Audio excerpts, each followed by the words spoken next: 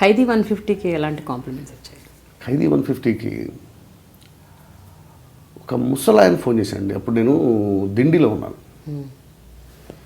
దిండిలో script work, మన సావిత్రి గారి బయోపిక్కి script work జరుగుతుంది. డైరెక్టర్ గారు నేను దిండిలో ఉన్నాం, దిండి రిసార్ట్స్లో. 11వ తారీఖు సినిమా రిలీజ్ అయింది. ఫ్యాన్స్ ఫోన్ చేస్తున్నారు, అద్భుతంగా ఉంది. ఒక్కతను ఒక ముసలాయన ఫోన్ చేశాడు.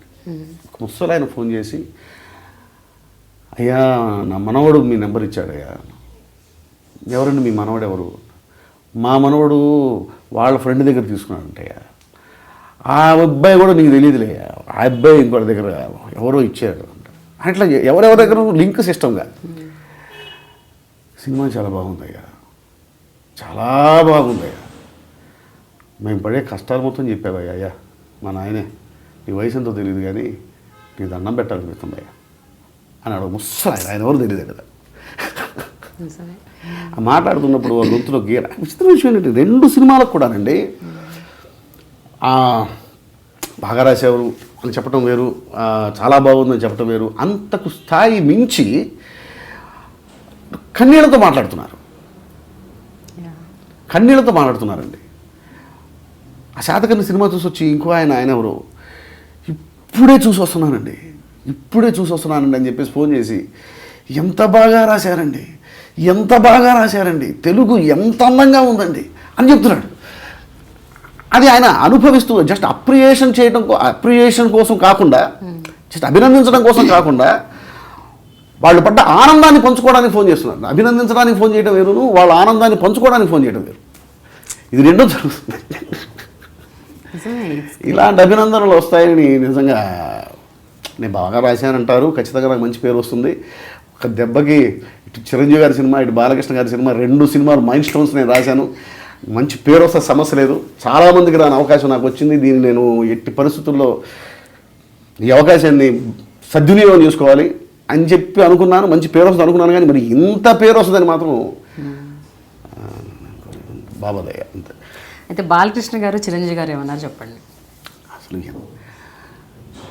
ఎంత ఫస్ట్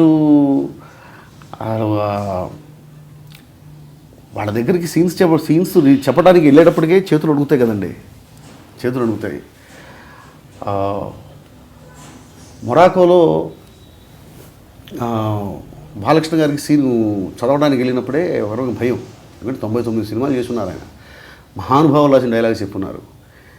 వెళ్ళి చెప్పిన తర్వాత నా శైలి నచ్చుతుందో నచ్చదో, పొరపాటున బాగలేదు అంటే మొరాకోలో నుంచి రిటర్న్ టికెట్ వేసేస్తారేమో, నాకు ఇంకో రైటర్ వచ్చేస్తాడు, నా పరిస్థితి ఏంటి అని చెప్పేసి ఒక టెన్షన్తో కూర్చుని పైకి మాత్రం నవ్వుతూనే ఉన్నాను. కానీ ఆ నవ్వులో కళ్ళలేదని విషయం నాకు తెలుసు.